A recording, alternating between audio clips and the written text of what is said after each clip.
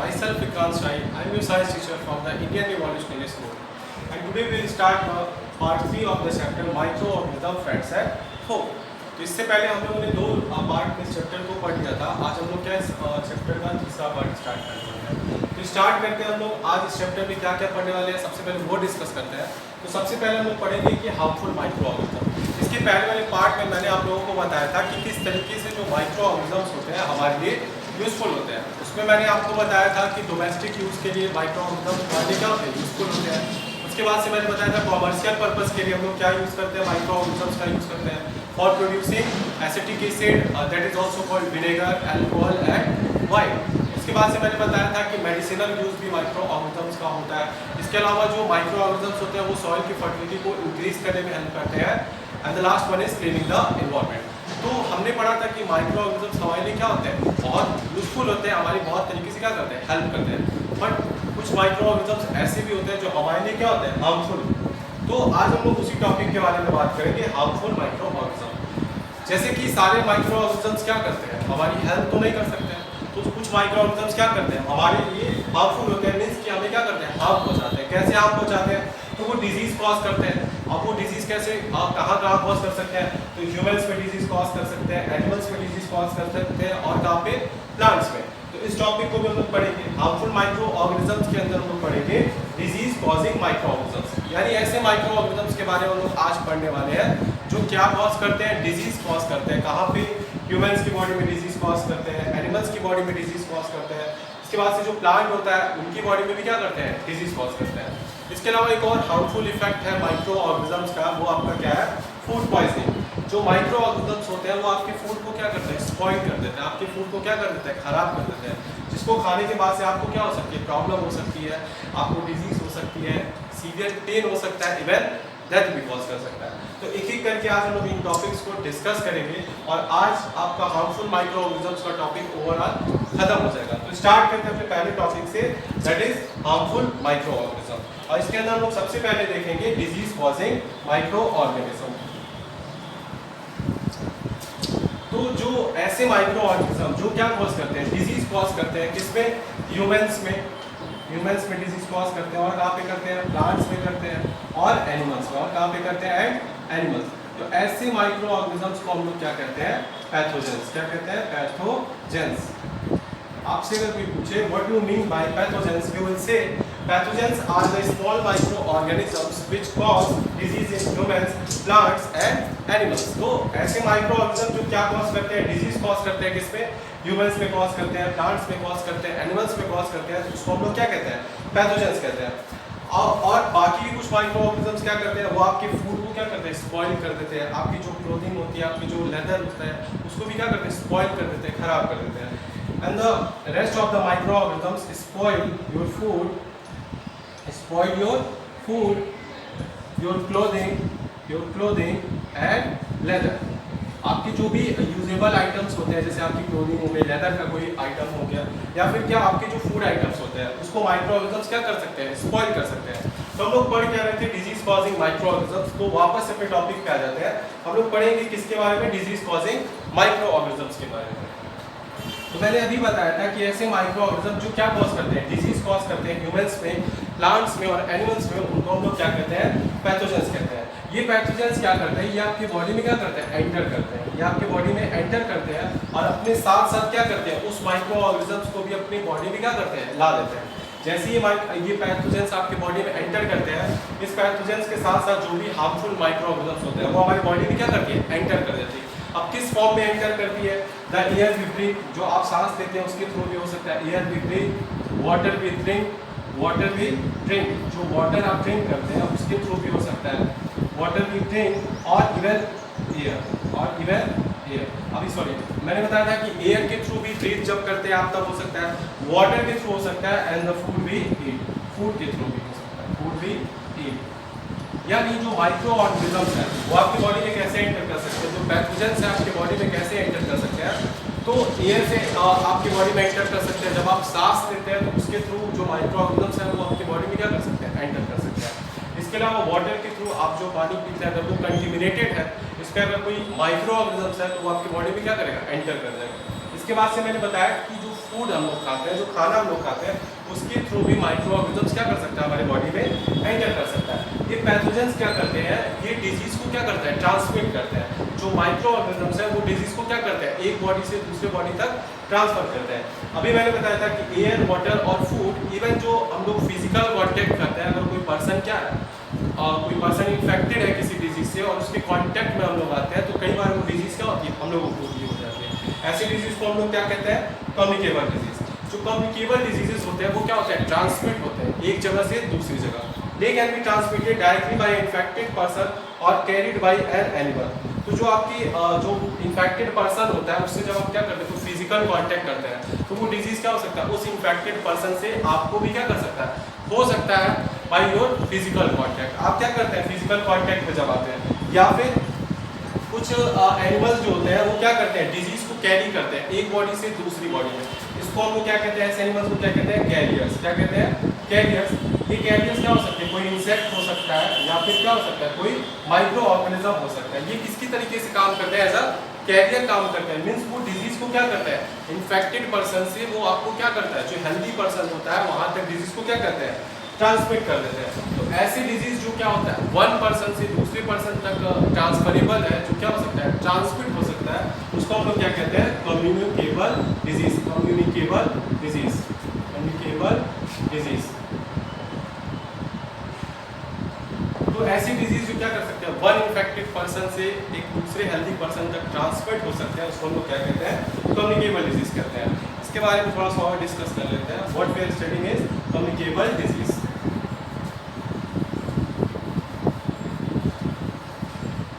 तो मैं क्या बता रहा था आप लोगों को, कम्युनिकेबल डिजीज बता रहा था। कुछ एग्जांपल बताता हूँ, कुछ ऐसी डिजीजेस के नाम यहाँ पे लिखता हूँ जो कि डिजीजेस क्या होती है, कम्युनिकेबल होती है। मीन्स वो एक पर्सन से दूसरे पर्सन में क्या हो सकती है, ट्रांसफर हो सकती है।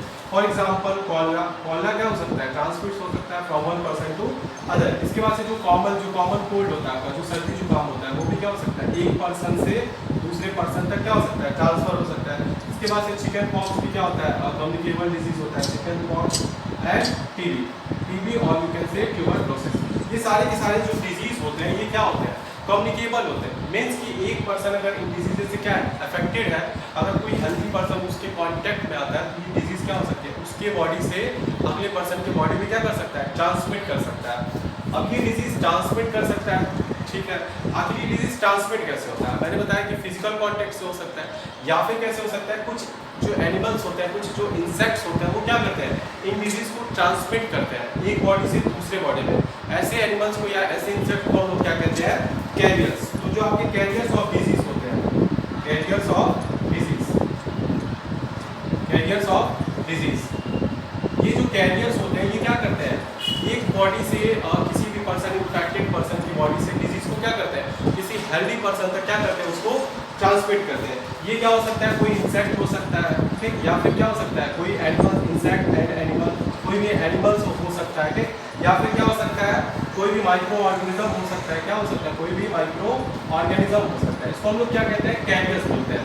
क्यों कैरियर, क्योंकि ये डिजीज को क्या करते हैं, कैरी करते हैं, एक इन्फेक्टेड पर्सन से हेल्दी पर्सन तक डिजीज को क्या करते हैं, कैरी करते हैं, इसीलिए इनको हम लोग क्या बोलते हैं, carriers. Some insect and animals which act as carrier of disease causing micro organism, क्या करते हैं, माइक्रो ऑर्गेनिजम्स को क्या करते हैं, कैरी करते हैं। कौन, कोई भी इंसेक्ट या एनिमल जो माइक्रो ऑर्गेनिज्म, जो डिजीज कॉजिंग माइक्रो ऑर्गेनिज्म होगा, उसको क्या करते हैं, कैरी करते हैं। ये आपका क्या है, डिजीज कॉजिंग माइक्रो ऑर्गेनिज्म।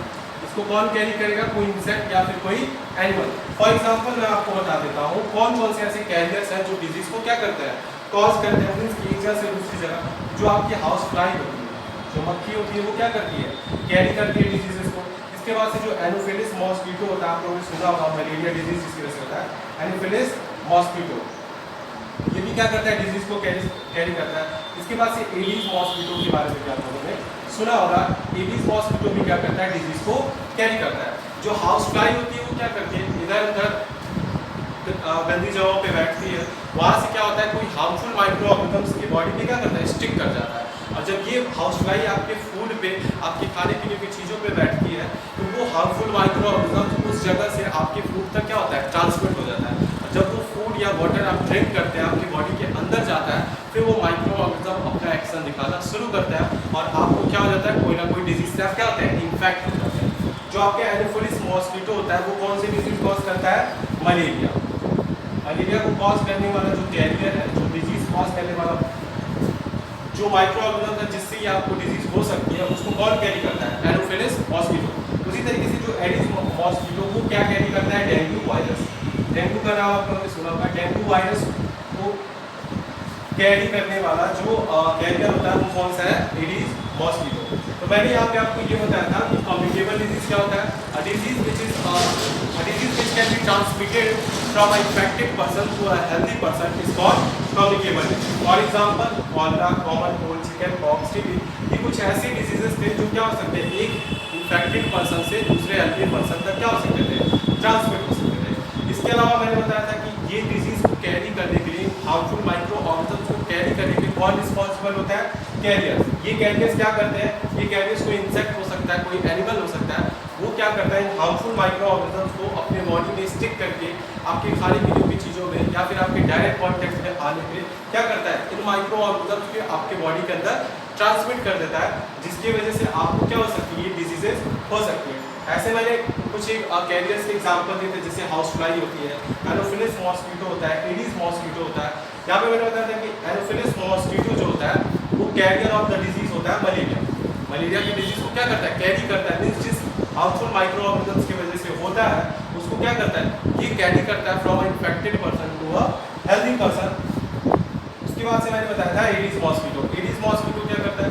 जो एडिस मॉस्किटो है वो हार्मफुल माइक्रो ऑर्गेनिज्म्स को कैरी करता है from infected person to a healthy person.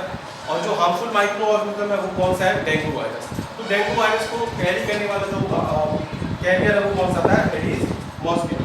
तो ओवरऑल हम लोगों ने यहाँ पे देखा कि कैसे जो कम्युनिकेबल डिजीज है कैरियर्स के द्वारा क्या होती है? एक पर्सन से दूसरे पर्सन तक क्या होती है?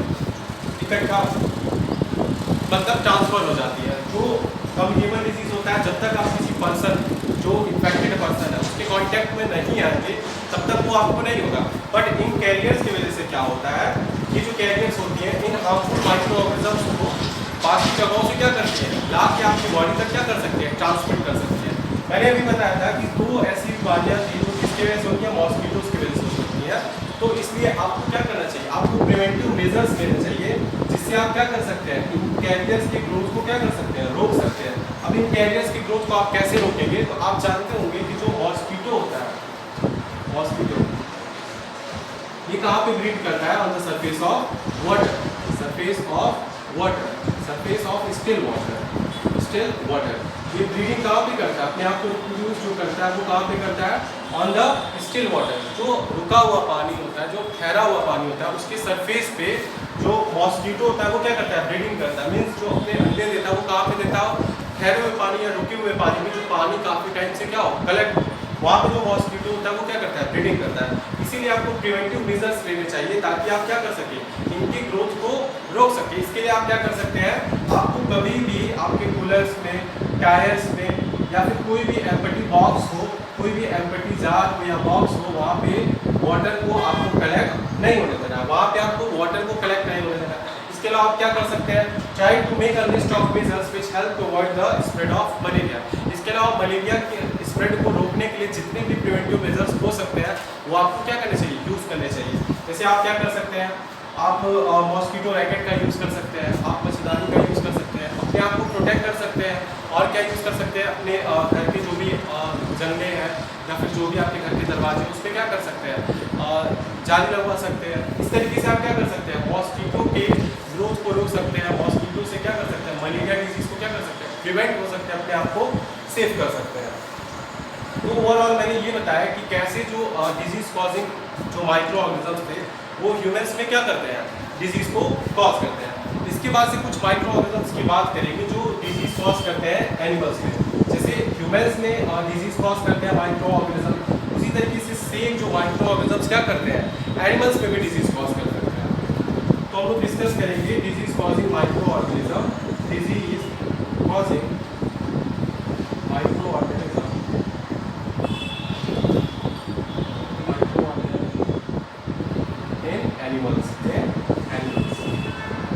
एनिमल्स में भी जो माइक्रो ऑर्गेनिज्म्स हैं वो क्या कर सकते हैं? डिजीज कॉज कर सकते हैं। जैसे कौन कौन सी डिजीज तो आप लोगों ने सुना होगा एंथ्रेक्स। एंथ्रेक्स क्या है? डिजीज है। Anthrax is a dangerous human and cattle disease caused by bacterium. ये डिजीज किसके द्वारा कॉज किया जाता है? बैक्टीरियम के द्वारा। ये क्या है? हार्मफुल डिजीज है, हार्मफुल डिजीज है जो किसमें कॉज होता है? इवन ह्यूमंस में भी होता है और किसमें होता है? एनिमल्स में भी होता है। Humans and animals, humans and animals. तो मैंने अभी बताया था कि जैसे माइक्रो ऑर्गेनिजम्स ह्यूमन में डिजीज कॉज करते हैं, उसी तरीके से माइक्रो ऑर्गेनिजम्स क्या करते हैं? एनिमल्स की बॉडी में भी डिजीज कॉज कर सकते हैं। तो जो एंथ्रेक्स होता है वो आपका क्या है? हार्मफुल डिजीज है। इसको कॉज करने वाला कौन है? बैक्टीरिया है। और वो किसमें कॉज करता है? ह्यूमंस या फिर एनिमल्स। उसी तरीके से फुट एंड माउथ डिजीज भी होते हैं। कैटल्स में क्या होता है? Foot and mouth disease, foot and mouth disease. ये बहुत कॉमन होता है एनिमल्स में ये डिजीज। ये भी कौन कॉज करता है? एक वायरस कॉज करता है। वायरस क्या है? एक माइक्रो ऑर्गेनिज्म। यहाँ पे आप देख रहे हैं कैसे ये दो माइक्रो ऑर्गेनिज्म क्या कर रहा है? आपके कैटल्स के, आपके जो एनिमल्स हैं उनकी बॉडी में क्या कर रहा है? डिजीज कॉज कर रहा है। तो जिस तरीके से मैंने बताया था कि माइक्रो ऑर्गेनिज्म ह्यूमंस की बॉडी में क्या करते हैं? डिजीज कॉज करते हैं, उसी तरीके से माइक्रो ऑर्गेनिज्म क्या करते हैं? कैटल्स जो आपके जो एनिमल्स होते हैं उनकी बॉडी में भी क्या करते हैं? डिजीज कॉज करते हैं। सबसे पहले मैंने बताया था एंथ्रेक्स एक हार्मफुल डिजीज है, उसको कौन कॉज करता है? बैक्टीरिया। ये ह्यूमंस में भी होता है और किसमें होता है? एनिमल्स में भी होता है। उसके बाद से मैंने बताया था फुट एंड माउथ डिजीज, की बहुत कॉमन होता है एनिमल्स में ये डिजीज, उसको कौन कॉज करता है? एक वायरस। तो यहाँ पे आप लोगों ने ओवरऑल ये देखा कि कैसे माइक्रो ऑर्गेनिजम्स ह्यूमंस के साथ साथ एनिमल्स को भी क्या कर सकता है? अफेक्ट कर सकता है। इसके अलावा जैसे डिजीज एनिमल्स में कॉज कर सकते हैं माइक्रो ऑर्गेनिजम्स, उसी तरीके से क्या कर सकते हैं? प्लांट्स में भी। तो उसको भी देख लेते हैं कि कैसे प्लांट्स में जो माइक्रो ऑर्गेनिजम्स हैं वो क्या करते हैं? डिजीज कॉज करते हैं। यहाँ पे मैं क्या लिख दूंगा? प्लांट्स। चलिए ध्यान से देखिए, मैंने अभी बताया था कि जैसे आपके जो भी प्लांट्स होते हैं, व्हीट है या फिर क्या है? राइस है या फिर क्या है? शुगर के, ये सारे के सारे क्या हो सकते हैं? डिजीज से इन्फेक्ट हो सकते हैं। कैसे? By the action of micro organism. ये डिजीजेस क्या करती हैं? आपकी यील्ड को क्या करती हैं? आपकी यील्ड को डिक्रीज कर देती हैं। जो भी आपकी क्रॉप की प्रोडक्शन की जो पैदावार थी उसको क्या करेंगे? डिक्रीज कर देंगे। देखें, और उसको हम लोग कंट्रोल कैसे करेंगे? इसको हम लोग कंट्रोल करेंगे bye spraying chemicals, by spraying chemicals on the plant, by spraying chemicals on the plant, chemicals on the plant। अभी मैंने आपको बताया नहीं है, पर अभी मैं एक टेबल बना के आपको समझाऊंगा कौन कौन सी डिजीज होती हैं जो प्लांट्स में होती है और वो किस माइक्रो ऑर्गेनिजम्स के द्वारा होती है। सबसे पहले मैं ये बता देता हूँ कि कौन कौन से प्लांट्स, जितने भी देखिए आपके व्हीट हो गया, राइस हो गया, शुगर केन हो गया, एक्सेट्रा, यानी जितने भी प्लांट्स होते हैं उनमें भी क्या होती है? माइक्रो ऑर्गेनिजम्स की वजह से डिजीज होती है। अब ये डिजीज क्या करती है? ये डिजीज जो होती है आपकी यील्ड को क्या करती है? डिक्रीज कर देती है। जो पैदावार होता है, जो प्रोडक्शन होता है, उसको क्या करती है? डिक्रीज कर देती है। अब इसको आप रोक कैसे सकते हैं? प्रिवेंटिव मेजर्स क्या है इन माइक्रो ऑर्गेनिजम्स को रोकने के लिए, डिजीज को रोकने के लिए? तो आप क्या करते हैं? केमिकल का स्प्रे करते हैं। किस पे? अपने प्लांट्स पे, ताकि वो जो माइक्रो ऑर्गेनिज्म जो डिजीज कॉज कर रहा है उसको आप क्या कर सकें? खत्म कर सकें। जो माइक्रो ऑर्गेनिजम्स है उसके ग्रोथ को आप क्या कर सकें? कम कर सके या फिर उसको क्या कर सके? किल कर सके। इसका यूज करके बाय केमिकल स्प्रे। तो आप केमिकल स्प्रे का यूज करके जो भी माइक्रो ऑर्गेनिजम्स है उसको क्या कर सकते हैं? किल कर सकते हैं या फिर उसके ग्रोथ को रोक सकते हैं। इसके बाद से हम लोग डिस्कस करेंगे कौन कौन सी डिजीजेस है जो प्लांट्स में कॉज होती है और किस माइक्रो ऑर्गेनिजम्स के द्वारा होती है। उसके बाद से कुछ और डिजीजेस के बारे में देखेंगे जो ह्यूमंस में कॉज होते हैं। मैं बताऊंगा वो किस माइक्रो ऑर्गेनिजम्स के द्वारा होते हैं और उसके प्रिवेंटिव मेजर्स क्या है और उसके सिम्टम्स क्या है, उसके मोड ऑफ ट्रांसमिशन क्या है। तो वन बाय वन करके हम लोग डिस्कस करते हैं। उसके लिए मैं एक टेबल बनाऊंगा, उसको आप लोग ध्यान से देखिएगा। उस टेबल से मैं आपको समझाने की कोशिश करूंगा कि कैसे जो माइक्रो ऑर्गेनिजम्स है वो क्या करता है? डिजीज कॉज करता है।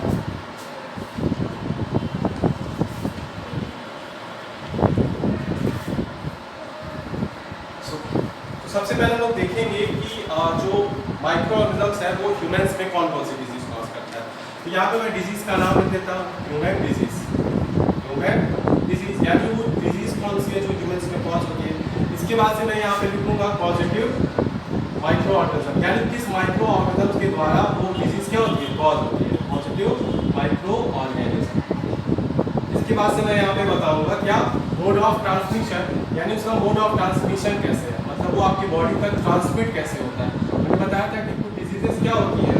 Mode of transmission.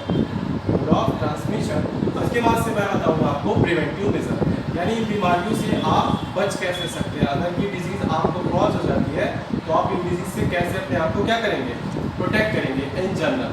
General means कि जो आप घरेलू या घर पे जो प्रोटेक्टिव मेजर्स अपना सकते हैं उनके बारे में। तो वन बाय वन करके हम लोग इसको क्या करेंगे, डिस्कस करेंगे। तो सबसे पहले मैं यहाँ पे कुछ डिजीजेस के नाम लिख देता हूँ। सबसे पहले मैं लिख देता हूँ यहाँ पे ट्यूबरक्लोसिस। ट्यूबरक्लोसिस इसको आप लोग क्या कहते हैं, टीबी भी कहते हैं, ठीक। इसके बाद से कौन सा, मिसल्स। मिसल्स भी एक तरह की डिजीज होती है। इसके बाद से क्या लिख देता हूँ, चिकन पॉक्स, और क्या लिख देता हूँ, पोलियो। यहाँ पे मैंने कुछ डिजीजेस के नाम लिखे हैं। ये सारे के सारे डिजीज ह्यूमंस में कॉज होते हैं और किसके द्वारा कॉज होते हैं, किसी ना किसी माइक्रो ऑर्गेनिजम्स के द्वारा। तो कौन से माइक्रो ऑर्गेनिजम्स के द्वारा होता है, तो जो टीबी होती है आपकी किसके द्वारा होती है, बैक्टीरिया। बैक्टीरिया क्या कॉज करता है, टीबी कॉज करता है। इसके बाद से जो वायरसेस हैं वो क्या कॉज करते हैं, वो कॉज करते हैं मिसल्स। इसके बाद से again virus and again virus, यानी मिसल्स, चिकन पॉक्स और पोलियो, इन तीनों के लिए जो माइक्रो ऑर्गेनिजम्स जिम्मेदार है वो कौन सा है, वायरस। इसके बाद से कुछ और डिजीजेस का नाम मैं लिख देता हूँ, कॉलरा। कॉलरा का नाम आप लोगों ने सुना होगा। कॉलरा कौन कॉज करता है, bacteria. Bacteria is the micro organism which causes cholera. इसके बाद से टाइफाइड का नाम लिख देता हूँ। टाइफाइड बहुत कॉमन डिजीज है। टाइफाइड कौन कॉज करता है, बैक्टीरिया ही कॉज करता है। इसके बाद से दो और डिजीजेस के नाम मैं यहाँ पे लिख देता हूँ, hepatitis A, hepatitis A and malaria. Hepatitis A को कॉज करने वाला जो पॉजिटिव माइक्रो ऑर्गेनिजम्स है वो कौन सा है, वायरस। और मलेरिया को कॉज करने वाला जो माइक्रो ऑर्गेनिज्म है वो कौन सा है, प्रोटोजोआ। प्रोटोजोआ भी एक तरह का क्या होता है, माइक्रो ऑर्गेनिज्म। तो यहाँ पे मैंने क्या लिखा है, कुछ डिजीजेस के नाम लिखा है। ये सारे के सारे डिजीजेस किसमें कॉज होते हैं, ह्यूमंस में कॉज होते हैं, और इनके पॉजिटिव माइक्रो ऑर्गेनिजम्स के बारे में बताया था। जैसे कि टीबी कौन कॉज करता है, बैक्टीरिया। मिसल्स कौन कॉज करता है, वायरसेस। चिकन पॉक्स कौन कॉज करता है, वायरसेस। पोलियो कौन कॉज करता है, वायरसेस। अगेन कॉलरा कौन कॉज करता है, बैक्टीरिया। टाइफाइड कौन कॉज करता है, बैक्टीरिया। अगेन हेपेटाइटिस ए कौन कॉज करता है, वायरस। एंड लास्ट मलेरिया कौन कॉज करता है, प्रोटोजोआ। प्रोटोजोआ क्या है, माइक्रो ऑर्गेनिज्म है और इसको फैलाने वाला, इसको कैरी करने वाला जो कैरियर था वो कौन सा था, एनोफिलिस मॉस्किटो। इसके बाद से मैं यहाँ पे बताऊंगा मोड ऑफ ट्रांसमिशन, यानी किस मोड से ये जो डिजीजेज है वो, ये जो माइक्रो ऑर्गेनिजम्स है वो क्या होती है, ट्रांसमिट होती है। तो जो बैक्टीरिया होती है वो एयर के थ्रू क्या होती है, ट्रांसमिट होती है। अगेन जो वायरसेस होते हैं वो किसके थ्रू, एयर के थ्रू। अगेन चिकन पॉक्स के केस में एयर की या फिर क्या डायरेक्ट कांटेक्ट या डायरेक्ट फिजिकल कांटेक्ट के केस से भी हो सकता है। अगेन यहाँ पे एयर और वाटर, यानी एयर या फिर कंटिन्यूटेड वाटर आप जब लेते हैं तब। अगेन कॉलरा किसमें हो सकता है, water and food, water and food. इसके बाद से बैक्टीरिया और अगेन किससे कॉज करता है, टाइफाइड कॉज करता है वाटर, जब आप क्या करते हैं, कंटिन्यूटेड वाटर देते हैं। इसके बाद से अगेन क्या था, water and the last one is mosquito, the last one is mosquito. यहाँ पे मैंने ये बताया मोड ऑफ ट्रांसमिशन, ट्यूबरक्लोसिस को कौन कॉज करेगा, बैक्टीरिया। ये बैक्टीरिया आपकी बॉडी में कैसे एंटर करती है, एयर के थ्रू। यहाँ पे मोड ऑफ ट्रांसमिशन क्या हो जाएगा, एयर। इसके बाद से मैंने बताया कि अगला डिजीज कौन सा है, मिसल। इसको कॉज करने वाला पॉजिटिव माइक्रो ऑर्गेनिज्म कौन सा है, वायरस। ये आपकी बॉडी में कैसे एंटर करता है, एयर के थ्रू। इसके बाद से मैंने बताया था चिकन पॉक्स, इसको कॉज करने वाला माइक्रो ऑर्गेनिज्म कौन सा था, वायरस। और ये आपकी बॉडी में कैसे एंटर करता है, एयर के थ्रू या फिर फिजिकल कांटेक्ट के थ्रू। इसके बाद से नेक्स्ट मैंने बताया था पोलियो, इसका जो पॉजिटिव माइक्रो ऑर्गेनिज्म था वो कौन सा था, वायरसेस था। और ये भी आपकी बॉडी में एयर के थ्रू या फिर जो वाटर आप पीते हैं, वाटर जो आप ड्रिंक करते हैं उसके थ्रू आपकी बॉडी में क्या कर सकता है, जा सकता है। इसके बाद से मैंने बताया था कॉलरा, इसको कॉज करने वाला जो माइक्रो ऑर्गेनिज्म था वो कौन सा था, बैक्टीरिया। ये भी आपकी बॉडी में जो आप वाटर ड्रिंक करते हैं या फिर जो फूड आप ईट करते हैं, खाते हैं, उसके थ्रू आपकी बॉडी में क्या कर सकता है, एंटर कर सकता है। अगेन टाइफाइड को कॉज करने वाला माइक्रो ऑर्गेनिज्म बैक्टीरिया, ये आपकी बॉडी में कैसे एंटर करता है, वाटर के थ्रू। इसके बाद से मैंने बताया था हेपेटाइटिस ए, इसको कॉज करने वाला जो माइक्रो ऑर्गेनिज्म है वो कौन सा है, वायरस। और ये आपकी बॉडी में कैसे एंटर कर सकता है, वाटर के थ्रू। इसके बाद से last one is malaria, positive micro organism protozoa. And इसका कैरियर कौन है, आप मोड ऑफ ट्रांसमिशन मींस आपकी बॉडी में ट्रांसमिट कैसे होता है, तो मॉस्किटो के द्वारा। कौन सी मॉस्किटो, एनोफिलिस मॉस्किटो। अब इसके बाद से लास्ट में लोग देखेंगे प्रिवेंटिव मेजर, कि कैसे अगर ये डिजीज से आप कॉज होते हैं, ठीक, आप कैसे अपने आप को क्या कर सकते हैं, बचा सकते हैं, अपने आप को डिजीज से कॉज होने से क्या कर सकते हैं, प्रोटेक्ट कर सकते हैं। तो सबसे पहला जो था आपका क्या था, tuberculosis, micelles, chicken pox and polio. तो इन चारों के लिए आप क्या कर सकते हैं, कौन कौन सा, tuberculosis, micelles, chicken pox and polio. देखिए इन चारों डिजीज से आप अपने आप को प्रिवेंट कैसे कर सकते हैं वो मैं बता रहा हूँ। सबसे पहला आप क्या कर सकते हैं, keep the patient in complete isolation, यानी जो भी पर्सन इन्फेक्टेड है उसको क्या रखना है, कंप्लीट आइसोलेशन पे रखना है। मीन्स उसको बिल्कुल क्या करना है, अकेले रखना है, उसको किसी से मिलने नहीं देना है, उसको किसी से फिजिकल कांटेक्ट नहीं करने देना है। क्यों? क्योंकि आप देख रहे हैं एयर के थ्रू, कांटेक्ट के थ्रू, वाटर के थ्रू क्या कर सकते हैं, ट्रांसमिट हो सकता है। तो इसीलिए क्या कर सकते हैं, कंप्लीट आइसोलेशन।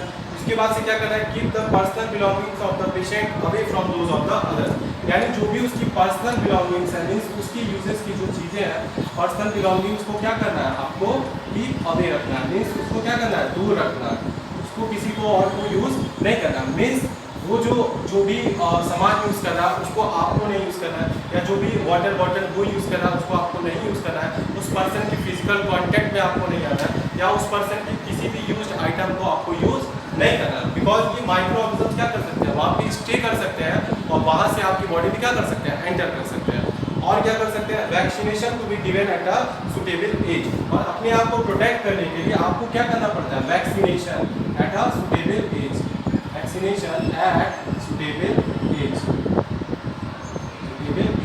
यानी ये कुछ प्रिवेंटिव मेजर्स थे जिससे आप क्या कर सकते हैं, आप इन डिजीजेस से अपने आप को प्रोटेक्ट कर सकते हैं। वैक्सीनेशन एट सुटेबल एज का मतलब समझ लीजिए, मैंने बताया था यूजफुल माइक्रो ऑर्गेनिजम्स के टॉपिक में कि जो माइक्रो ऑर्गेनिजम्स होते हैं उसकी हेल्प से वो क्या प्रिपेयर करते हैं, वैक्सीन। ये वैक्सीन क्या करते हैं, आपकी बॉडी में जाती है और कुछ एंटीबॉडीज को जनरेट करते हैं। ये एंटीबॉडीज क्या करती हैं, जो हार्मफुल माइक्रो ऑर्गेनिजम्स होता है, जो डिजीज कॉज करता है, उससे क्या करती है, फाइट करती है या फिर उसके ग्रोथ को कम कर देती है। जब आप सुटेबल एज में वैक्सीनेशन कराते हैं, वैक्सीन ले लेते हैं, तो इन केस आप कभी डिजीजेस के कांटेक्ट में आते हैं, डिजीज के पॉजिटिव माइक्रो ऑर्गेनिजम्स के कांटेक्ट में आते हैं, जब ये माइक्रो ऑर्गेनिजम्स आपके बॉडी में एंटर करेगा तो आपकी बॉडी में ऑलरेडी ये क्या होंगे, एंटीबॉडीज होंगी जो इन माइक्रो ऑर्गेनिजम से क्या करेंगी, फाइट करेंगी, इनकी ग्रोथ को कम कर देंगी या फिर किल कर देंगी। इस तरीके से आप क्या कर सकते हैं, अपने आप को प्रोटेक्ट कर सकते हैं। इसके बाद से मैं बताऊंगा कैसे आप कॉलरा और टाइफाइड से अपने आप को क्या कर सकते हैं, प्रोटेक्ट कर सकते हैं, कॉलरा एंड टाइफाइड से। तो आप क्या कर सकते हैं, पर्सनल हाइजीन मेंटेन कर सकते हैं। पर्सनल हाइजीन मतलब अपने आप को साफ सुथरा रखना चाहिए, सफाई रखना चाहिए, पर्सनल हाइजीन। पर्सनल हाइजीन से आप क्या कर सकते हैं, रख सकते हैं। इसके अलावा जो सैनिटरी हैबिट्स होते हैं, मतलब आपको टाइम टू टाइम खाने से पहले, खाने के बाद अच्छी तरीके से हाथ धोना चाहिए, या फिर आप कहीं अगर बाहर से आते हैं, कुछ भी आपने बाहर का अगर छुआ है तो उसके बाद से भी अपने आप को हाथों को क्या करना चाहिए, क्लीन करना चाहिए। मीन जितने भी अच्छे पर्सनल हाइजीन की हैबिट्स होती हैं उनको अपनाना चाहिए, सैनिटरी हैबिट्स को। इसके बाद से और क्या करना चाहिए, consume properly cooked food and boiled drinking water. इसके बाद से आपको कंप्लीटली कुक्ड फूड खाना चाहिए और क्या करना चाहिए, बॉइल्ड वाटर यूज़ करना चाहिए, बॉइल्ड वाटर। कई बार क्या होता है, जो फूड हम लोग यूज़ करते हैं, जो भी चीज़ें हम लोग बनाते हैं खाने के लिए अपनी, कई बार क्या होता है उसमें कुछ हार्मफुल माइक्रो ऑर्गेनिजम्स होते हैं। तो जब आप उस फूड को क्या करते हैं, हाई फ्लेम पे अच्छी तरीके से कुक करते हैं, उस टेम्परेचर पे जाने के जो माइक्रो ऑर्गेनिजम्स होते हैं वो क्या हो जाते हैं, किल हो जाते हैं। मीन्स आपके फूड से वो माइक्रो ऑर्गेनिज्म बिल्कुल खत्म हो जाता है। इसी तरीके से आपको क्या करना चाहिए, कुक्ड फूड मीन्स अच्छी तरीके से पका हुआ खाना चाहिए। इसके अलावा बॉइल्ड वाटर पीना चाहिए। क्यों? क्योंकि जो कंटेमिनेटेड वाटर होता है, जो वाटर ऐसा वाटर जो पानी जो क्या हो, थोड़ा सा गंदा हो या फिर जिसमें फॉल स्मेल आ रही हो, उस वाटर को नहीं यूज़ करना चाहिए। और इन केस अगर आपको वो वाटर पीना पड़ता है तो आपको क्या करना चाहिए, बॉइल्ड वाटर। वैसे भी आपको हमेशा हर टाइम क्या करना चाहिए, बॉइल्ड वाटर यूज़ करना चाहिए। इससे क्या होता है, पानी जो भी माइक्रो ऑर्गेनिज्म प्रेजेंट होगा, बॉइल करने पे वो माइक्रो ऑर्गेनिज्म क्या हो जाता है, खत्म हो जाता है, मर जाता है। इसके अलावा वैक्सीनेशन आप यहाँ पे भी क्या कर सकते हैं, प्रॉपर सुटेबल एज पे करा सकते हैं, जिससे आप अपने आप को क्या कर सकते हैं, प्रोटेक्ट कर सकते हैं। इसके बाद से मैं बताऊंगा आपको कि कैसे आप हेपेटाइटिस ए से अपने आप को प्रोटेक्ट कर सकते हैं। तो इसमें भी सेम वही था, vaccination and use boiled drinking water. आप क्या कर सकते हैं, वैक्सीनेशन करा सकते हैं, बॉइल्ड ड्रिंकिंग वाटर यूज कर सकते हैं। क्या, बॉइल्ड ड्रिंकिंग वाटर। ये दो प्रिवेंटिव मेजर्स लेके आप क्या कर सकते हैं, इस डिजीज से अपने आप को प्रोटेक्ट कर सकते हैं। इसके बाद से मैं बात करूंगा मलेरिया की, कैसे मलेरिया से आप अपने आप को क्या कर सकते हैं, प्रोटेक्ट कर सकते हैं। इसको मैं रब कर देता हूँ, आई होप आप लोगों को समझ में आ गया होगा। एक बार फिर से मैं रिवाइज करा देता हूँ। ट्यूबरकुलोसिस क्या एक डिजीज है, इसमें कॉज होती है ह्यूमंस में, पॉजिटिव माइक्रो ऑर्गेनिज्म कॉज होता है बैक्टीरिया, मोड ऑफ ट्रांसमिशन क्या था, एयर। और इसके बाद से मिसल्स अगला डिजीज था, इसको कौन कॉज करता है, positive micro organism, viruses, mode of transmission air. Next one is chickenpox, positive micro organism, virus, mode of transmission is air और physical contact. The next disease is polio. Positive microorganism is virus, and the mode of transmission is air and water. The next disease is called positive microorganisms is bacteria, and the mode of transmission is water and food. इसके बाद से अगली disease मैंने आपको बताई थी typhoid. Typhoid को cause करने वाला जो पॉजिटिव माइक्रोऑर्गेनिज्म था वो कौन सा था? बैक्टीरिया. और जो मोड ऑफ ट्रांसमिशन था वो कौन सा था? वाटर. इसके बाद से नेक्स्ट डिजीज था hepatitis A. Positive microorganism is virus and the mode of transmission is water. The last one is malaria. Positive microorganism protozoa and the mode of transmission is mosquito. इसके बाद से मैंने बताया था कि कैसे आप इन डिजीज से अपने आप को प्रोटेक्ट कर सकते हैं, प्रिवेंट कर सकते हैं. सबसे पहले बताया था कि अगर कोई पर्सन इन्फेक्टेड है उससे अपने आप को बचाना है तो आप क्या करते हैं? उस पेशेंट को कंप्लीट आइसोलेशन में रखते हैं. उसके बाद से जो भी उसकी पर्सनल बिलोंगिंग्स है उनको क्या करना है? अपने से दूर रखना है, उसके कॉन्टेक्ट में नहीं आना है. इसके बाद से सुटेबल एज पे आपको क्या कराना है? वैक्सीनेशन कराना है. इसके बाद से मैंने पोलियो, कॉलरा और टाइफाइड के लिए मैंने बताया था आपको कि आप किस तरीके से अपने आप को प्रोटेक्ट कर सकते हैं. पर्सनल हाइजीन मेंटेन करके, ठीक. और क्या कर सकते हैं? प्रॉपर्ली कुक्ड फूड खा सकते हैं, बॉइल्ड वाटर यूज कर सकते हैं. इसके बाद से हेपेटाइटिस ए के लिए मैंने बताया था vaccination at suitable age and using boiled water. इसके बाद से लास्ट हम बात करेंगे मलेरिया की, कि मलेरिया से कैसे आप अपने आप को क्या कर सकते हैं? प्रिवेंट कर सकते हैं. इस डिजीज के कॉज से अपने आप को कैसे बचा सकते हैं.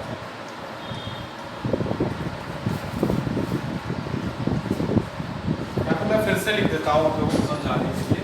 Human disease malaria. मलेरिया क्या है? ह्यूमन डिजीज है. जो पॉजिटिव माइक्रोऑर्गेनिज्म है वो कौन सा था? प्रोटोजोआ. और जो आपका मोड ऑफ ट्रांसमिशन था किसके द्वारा फैलता है? मॉस्किटो. अब मैं आपको बताऊंगा कि कैसे आप मलेरिया से अपने आप को क्या कर सकते हैं? प्रोटेक्ट कर सकते हैं. तो आप क्या यूज़ करना चाहिए? आपको यूज़ करना चाहिए मॉस्किटो नेट यूज़ करना चाहिए. मॉस्किटो नेट जो घर पे आप मच्छरदानी यूज़ करते हैं उसी को क्या कहते हैं? Mosquito net. इसके अलावा आप क्या कर सकते हैं? Spray insecticides and control breeding of mosquito. कैसे? आपको क्या करना है? कंट्रोल करना है breeding of mosquitoes. Control breeding of mosquitoes. Breeding of mosquitoes. आपको मॉस्किटोज की ब्रीडिंग को क्या करना है? कंट्रोल करना है. इसके लिए मैंने बताया था आपको कि कहीं पे भी आपको अपने आसपास आपके कूलर है, वाटर टैंक्स है, ट्यूब्स है, या फिर कहीं पे भी टायर्स है, कहीं पे भी गमले में, या फिर कहीं कोई भी पॉट है या आसपास की कोई भी जगह है, वहाँ पे कभी भी आपको पानी इकट्ठा नहीं होने देना है. क्यों? क्योंकि हमेशा ठहरे हुए पानी पे उसके सरफेस पे क्या करता है? मॉस्किटो ब्रीड करता है. इसलिए आपको ये करना चाहिए. इसके अलावा आप क्या कर सकते हैं? इंसेक्टिसाइड्स का यूज़ कर सकते हैं, केमिकल स्प्रे का यूज़ कर सकते हैं, ताकि जो भी मॉस्किटोज जो हो आपके आसपास जो ब्रीड कर रहे हो उनको क्या कर सके? आप किल कर सके. और क्या कर सकते हैं? आपको वाटर कहीं भी सराउंडिंग में कलेक्ट नहीं करना है. और क्या करें? Use of insecticide. Use of insecticide. Insecticides का यूज करके क्या कर सकते हैं? आप मॉस्किटोज को किल कर सकते हैं. तो ये कुछ प्रिवेंटिव मेजर्स थे जिनसे आप क्या कर सकते हैं? मलेरिया से अपने आप को बचा सकते हैं, अपने आप को क्या कर सकते हैं? प्रिवेंट कर सकते हैं. इसके बाद से मैं बात करूंगा, मैंने अभी तक आप लोगों को बताया था डिजीज कॉजिंग माइक्रोऑर्गेनिज्म्स इन ह्यूमंस. मैंने ह्यूमंस में कुछ डिजीजेस के बारे में बताया था, उसके पॉजिटिव माइक्रोऑर्गेनिज्म्स के बारे में, मोड ऑफ ट्रांसमिशन और उसके प्रिवेंटिव मेजर्स के बारे में. अब मैं आपको बताऊंगा प्लांट्स के कुछ डिजीजेस के बारे में, इसके बारे में, प्लांट डिजीज के बारे में, और उसके ठीक यहाँ पे मैं बताने वाला हूँ आपको जो प्लांट डिजीजेस होती हैं वो कौन कौन सी होती हैं, ठीक. और क्या बताऊंगा? कौन सा पॉजिटिव माइक्रोऑर्गेनिज्म जो कॉज करता है, और मैं बताऊंगा मोड ऑफ ट्रांसमिशन. तो सबसे पहला जो डिजीज है वो कौन सा है? Citrus canker. क्या है डिजीज का नाम? Citrus canker. ये एक प्लांट में होने वाली डिजीज है. इसको कॉज करने वाला जो पॉजिटिव माइक्रोऑर्गेनिज्म है वो कौन सा है? बैक्टीरिया. कौन सा है? बैक्टीरिया. इसके बाद से जो नेक्स्ट डिजीज है वो क्या है? Rust of wheat. Rust of wheat ये कौन से प्लांट में होती है? गेहूं के पेड़ में होती है. जो गेहूं का क्रॉप होता है, प्लांट जो होता है उसमें होता है. इसको कॉज करने वाला जो माइक्रोऑर्गेनिज्म है वो कौन सा है? फंगाई. ये कौन कॉज करता है? फंगाई कॉज करती है. इसके बाद से yellow vein of mosquito of yellow vein of mosaic of India. क्या बोलते हैं? पोकरा बोलते हैं. ये कौन सी डिजीज है? Yellow veins of mosaic of India. ये भी एक डिजीज है जो किस प्लांट में कॉज करती है? आपके ओकरा प्लांट में कॉज करती है. और इसको पॉजिटिव माइक्रोऑर्गेनिज्म कौन सा है? वायरस. अब हम बात करेंगे इसके मोड ऑफ ट्रांसमिशन. इसका मोड ऑफ ट्रांसमिशन क्या है? एयर के थ्रू. इसका मोड ऑफ ट्रांसमिशन क्या है? एयर के थ्रू. या फिर जो सीड्स होती है वो ऑलरेडी क्या होती है? इन्फेक्टेड होती है. इसीलिए प्लांट भी क्या होता है? इन्फेक्टेड होता है. अगेन इसका पॉजिटिव माइक्रोऑर्गेनिज्म कौन सा है? इंसेक्ट। ये क्या करता है, उस माइक्रो ऑर्गेनिज्म को मींस इस वायरस को क्या करता है, कैरियर की तरह क्या करता है, कॉज करता है, डिजीज को क्या करता है, पहुंचाता है, कौन, इंसेक्ट। ये सारे क्या थे, मोड ऑफ ट्रांसमिशन। यहाँ पे मैंने बताया था प्लांट डिजीज के बारे में, ये मैंने बता दिया पॉजिटिव माइक्रो ऑर्गेनिज्म। तो जैसे ह्यूमंस में डिजीज कॉज होती है, सेम उसी तरीके से प्लांट्स में क्या होती है, डिजीज कॉज होती है। जैसे ह्यूमंस क्या करते हैं, जब किसी डिजीज से इन्फेक्टेड हो जाते हैं तो उसके बाद हम लोग क्या करते हैं, इन्हीं माइक्रो ऑर्गेनिज्म के हेल्प से जो दवाएं बनती है, जो एंटीबायोटिक्स बनती है, जो वैक्सीन होती है, उसको यूज करते हैं। सेम उसी तरीके से जो केमिकल स्प्रे वगैरह होते हैं उसमें भी हम लोग इन्हीं माइक्रो ऑर्गेनिज्म के सोर्स से बनाया जाता है, और उनका यूज करके हम लोग क्या करते हैं, इन माइक्रो ऑर्गेनिज्म की ग्रोथ को कम कर देते हैं या फिर उनको क्या करते हैं, किल करते हैं। तो मैंने आप लोगों को आज क्या बता दिया, मैंने आप लोगों को बता दिया micro disease causing micro organisms in humans, disease causing micro organisms in plant and disease causing micro organisms in animals. तो मैंने एक एक करके आप लोगों को बताया कि कैसे जो माइक्रो ऑर्गेनिज्म्स हैं वो डिजीज कॉज करते हैं ह्यूमंस में, प्लांट्स में, एटसेट्रा। इसके बाद से हम लोग लास्ट अपने आज के टॉपिक को पढ़ेंगे, दैट इज फूड पॉइजनिंग। जो हमारा आज का लास्ट टॉपिक था वो क्या था, फूड पॉइजनिंग। माइक्रो ऑर्गेनिज्म्स का अनदर हार्मफुल इफेक्ट जो होता है वो क्या होता है, फूड पॉइजनिंग।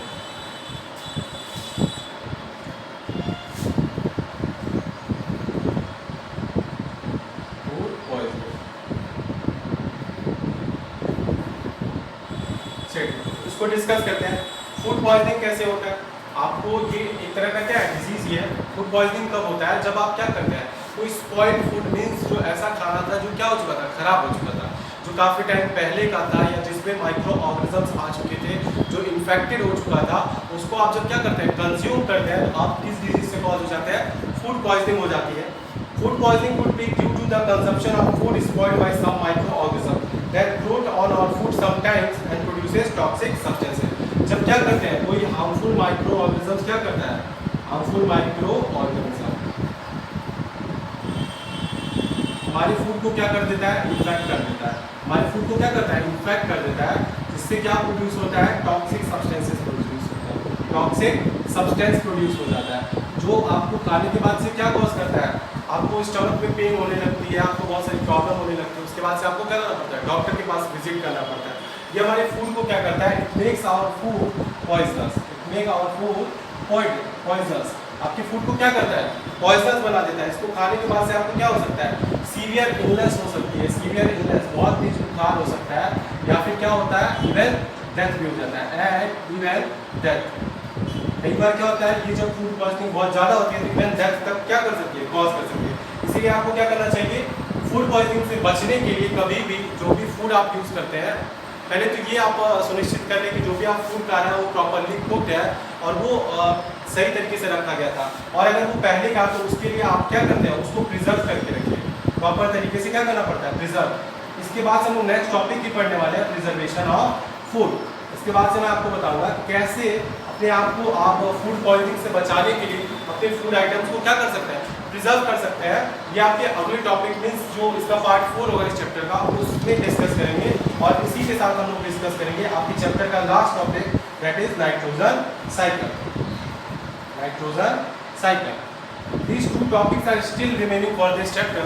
ये दो टॉपिक्स जो है अभी भी आप इस चैप्टर के बचे रह गए, इसको मैं नेक्स्ट पार्ट 4 में डिस्कस करूँगा इन दो टॉपिक्स को, और उसी के साथ हमारे ये चैप्टर क्या हो जाएगा, खत्म हो जाएगा। तो आज हम लोगों ने पढ़ा disease causing micro organisms in humans, animals and plant, और मैंने बताया आपको कि कैसे ह्यूमंस में, प्लांट्स में और एनिमल्स में कौन कौन से माइक्रो ऑर्गेनिज्म डिजीज कॉज करते हैं, उनकी मोड ऑफ ट्रांसमिशन क्या क्या है, और कैसे उनसे अपने आप को क्या कर सकते हैं, प्रोटेक्ट कर सकते हैं। उसके बाद से हम लोगों ने पढ़ा था फूड पॉइजनिंग। फूड पॉइजनिंग क्या होता है, जब आपका फूड क्या करता है, स्पॉइल कर जाता है, क्यों, by the action of micro organism.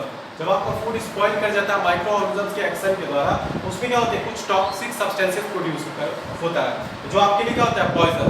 जब उस फूड को आप कंज्यूम करते हैं तो वो टॉक्सिक सब्सटेंस आपकी बॉडी में एंटर करता है और आपको सीवियर इलनेस कॉज करता है, या इवन क्या कर सकता है, डेथ भी कॉज कर सकता है। तो ओवरऑल आज हम लोगों ने जितने भी टॉपिक्स को पढ़ा उसको आप लोग अच्छे से घर पे रिवाइज करिए और उसको समझिए, और अगर किसी को कोई डाउट होता है तो वो जरूर पूछे। सो आज के लिए बस इतना ही। Thank you class.